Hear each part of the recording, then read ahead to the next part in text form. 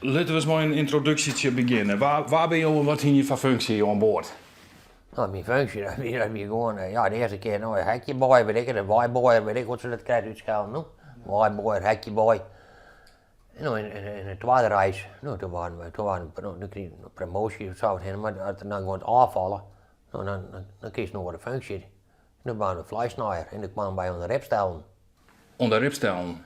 Zo nemen ze dat, onder ripstel. Nou, dat moest eerst de helft, de vlerkenspullen eraf, en de vennenspul, de vlerk nemen we dat, maar in ieder geval. Nou, en dan ben je toch met het ripstel uit de benen, het vlees er al hier af. En nou, dan ga je van boven zo naar beneden toe. En dan zit er een, en zit er achter zo'n tabje al, achter de giek. Nou, die staat van hier op, lekker. En zo werkt dat. En als je dan klaar bent, dan slaat de ribben, het zij uit de grut binnen, bij 2, maar ben je wel groter, dan slaat je 1 voor 1 eraf. En dan, nou, en dat gaat zo'n hele dag terug. Dus ik ben 12 worden op en 12 worden af. En als je binnen prutten, nou, dan mag je tussen de 25 en de 30 visjes zo'n dag verwerken. Per shift. En dat is dan in het Zuidpoolgebied? Dat is gewoon in de Zuidpool.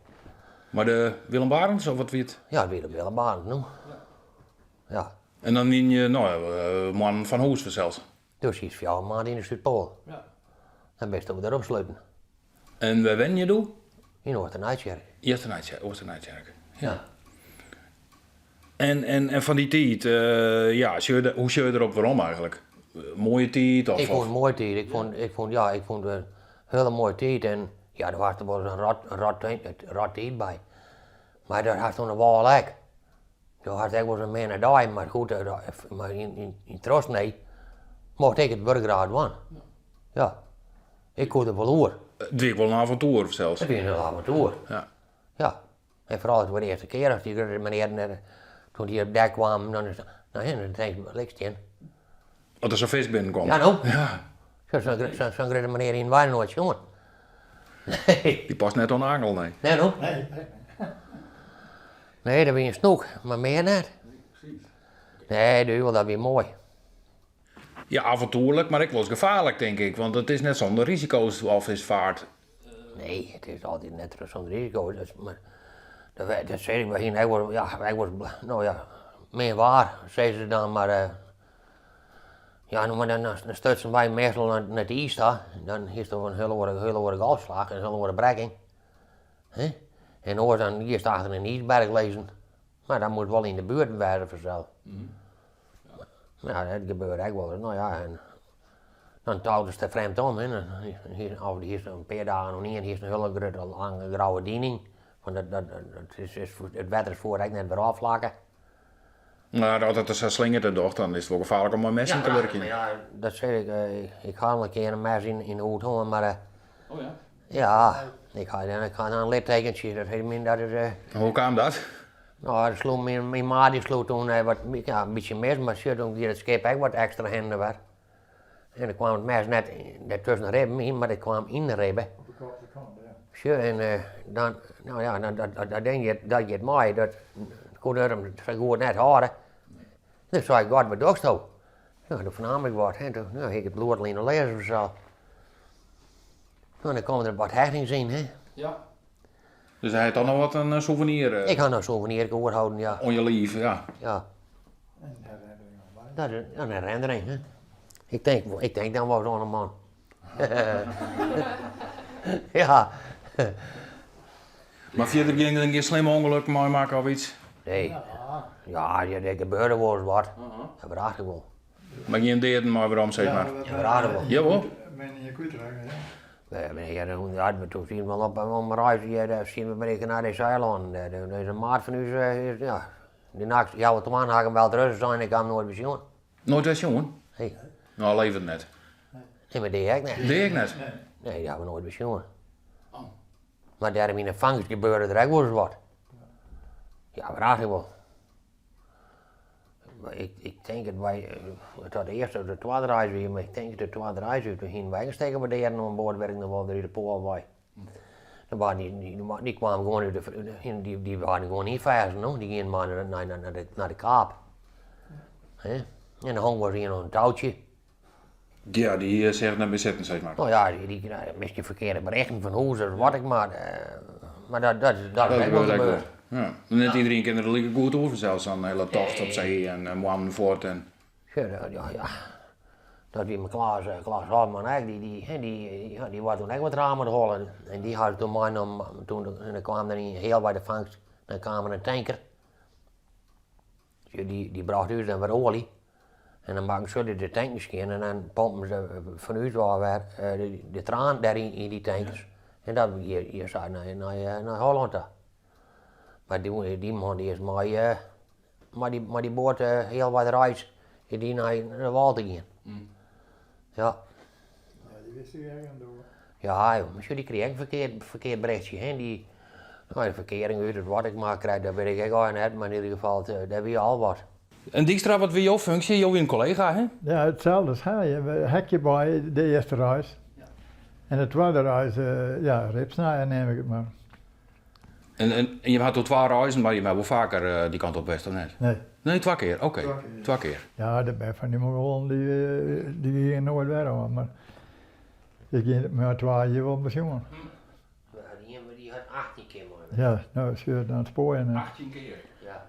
Ja? Dat je wel van de zee. Ja. Ja, je weer vrijgesteld, dat scheelt ook een slok op een borrel. Hè. Ja, die had sowieso 18 keer. Ja, dat wil ik wel. Hoe herinner je je die walvistijd?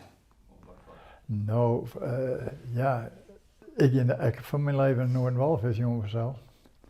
Maar door dan de vangst begaan, nou, dan had ik wel een raar jongen, dat ding daar op dat dek uit naar hellen en zo.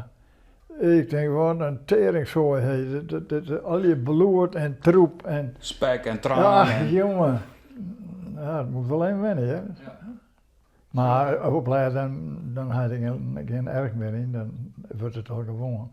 Ja. Maar in het begin heb ik er wel een beetje moeite mee, ja. Waarom dien je het dan?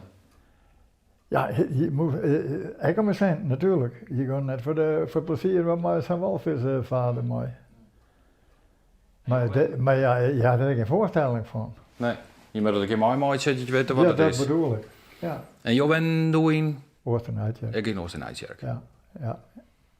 Wat herinner je dat het meest gevaarlijke weer? Dat maar dat mes ik of?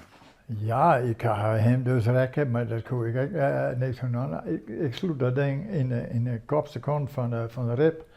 En toen zit een moeder ver, en dat schip werd makkelijk een slinger. En toen ging dat hele geval zo. En toen stier hij daar maar in te praten. En toen rekkerde het mes hem in de kont. Nou, dat zit ik net herhalen wat hij al eens aan had, maar ja, dat je even echt sloeg op bedden. Ja, maar hij zit er nog? Ja, hij zit er nog. Nee, maar dat kan gebeuren. Maar dat is echt wel gevaarlijk, hè. Vooral als het wat winderig is en alles slingert en docht. Ja, dan moet je wel even goed uitzien waar je doet. En dat is ook al je troep op dek. Nou had je wel van die punten onder de leders. Maar het is wel gevaarlijk, ja. Maar alles wint en dus maar u is eigenlijk niet gebeurd. Het is een hele beleving. Ja, ik ga wel even in het hospitaal, maar ik weet eigenlijk niet meer waarom. Ja, ik had er een dag wat in het hospitaal aan, ja.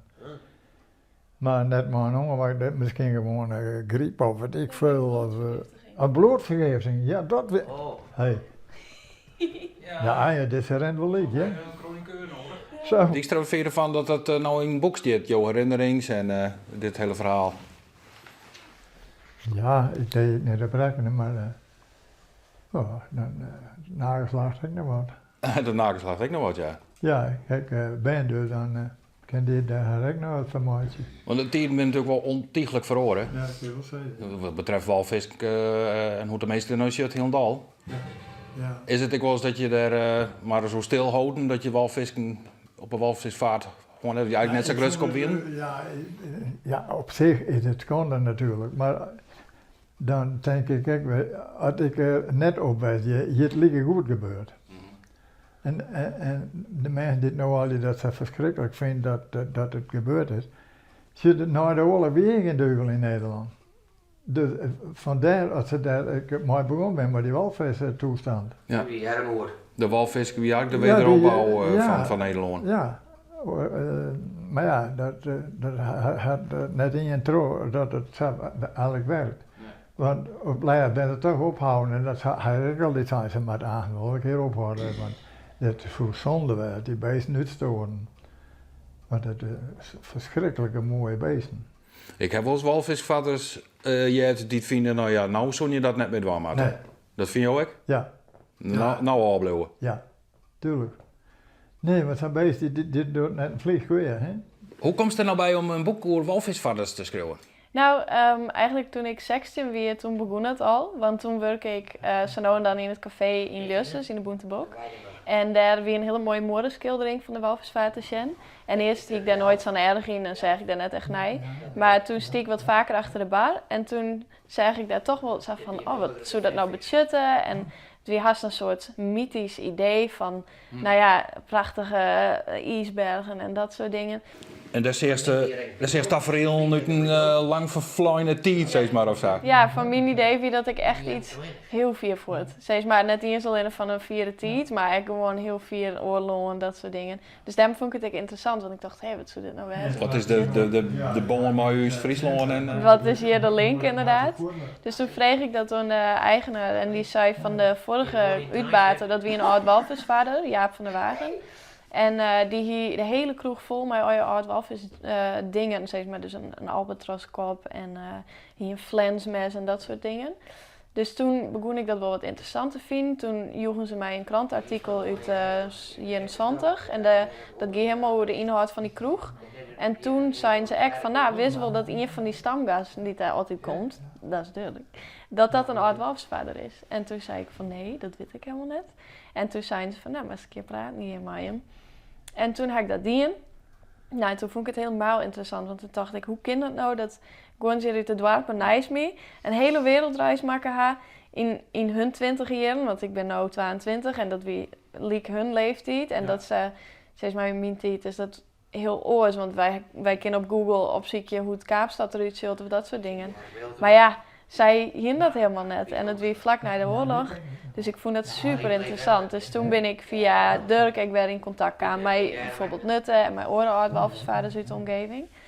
En toen ben ik naar Amsterdam gegaan om te studeren en toen studeerde ik antropologie. En toen ging het heel wat over de taboevorming in de samenleving en de maatschappij en wat dat veroorzaakt. Toen dacht ik ineens, hé, maar dat is eigenlijk best wel toepasbaar op de walvisvaart. Want hoe ik daar nou naar joggen en mijn generatiegenoten, dat is totaal oors hoe zij er naar joggen. En ook die statusverhoring die man onderging binnen vond ik heel interessant. En toen dacht ik van, nou, dit is een verliezen waar wij helemaal niet meer zoveel van afweten. Waar wij net volop praten. En dat wil ik heel graag wel weer in kaart brengen. En zo ben ik bij het idee gekomen om dat boek te maken. En ik wil heel graag dat alles fastlijn was. Ja, het is ook het wel om de herinnering en een beetje het verslezen van wat de verhalen daarvan binnen. Absoluut. Maar daarnaast is een soort antropologische invalshoeken als van hoe zit het met taboes in wat betreft precies. walvisvaart in de maatschappij. Ja, dat wil ik me niet even. En daar word ik een antwoord op, Joen? Ik wil net echt een antwoord op Jong, want het is meer een voorbeeld zeg maar, van hoe ze dat wel bespreken is. En ik vind het heel leuk, want de laatste tijd krijg ik heel vaak de vraag van, nou, hoe zit het nou naar de walvisvaart en wat is die mening erover? En dan zeg ik van, dat is dus precies het punt. Dat is het taboe waar het ook gaat, want ik wil de hele tijd ik moet de hele tijd die afweging maken van, oh, is het nou heel slim of net? En dat is dus precies wat ik eigenlijk net maar dit boek, zeg maar, het is net een verheerlijking. Dat roept dat boek ik weer op eigenlijk, die discussie, in plaats van dat het in je kant op gaat. Ja, maar dat vind ik eigenlijk wel grappig, want het is precies hoe dat ik bedacht hier. Win de walvisvatters ik reed om daar van alles te vertellen? Of win ik wel geheimen die nog net achterkomen best? Ja, dat weet ik natuurlijk net. Dat, Maar zo vaak kan je dan net weten. Maar ja, verhalen door drank en vrouwen zullen misschien wat regen worden. Ja, maar dat had zij niet meer nodig. nee, maar daar ga ik wel op vregen. Ja, maar dat moet ik wel weten. Ja, maar Brand, die had me alles wel verteld, ja. Wat hoop je dat mensen opstekken van dit boek dan? Nou, ik hoop heel erg te bereiken dat mensen iets zorgen dat het net zo zwart op wit is. En dat die discussie steeds maar net ten koste gaat maar van die prachtige verhalen. En juist steeds maar, ik had extreem voor mijn eigen generatie, omdat ik denk van, wij lieken volle meer op die man als dat we denken dat we doen. En dat heb ik maar die verhalen ook heel wat leerd.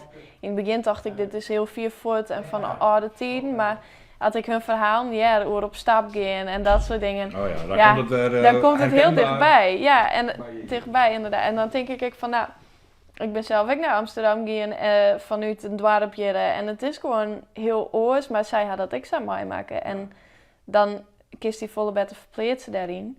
En dan zit in eerst zo'n discussie direct heel oors uit. Ja, dus hij is het boek wel eigenlijk schreven voor die generatiegenoten. Ja. Net zozeer uit nostalgische overwagings van, die walvisvaart. En...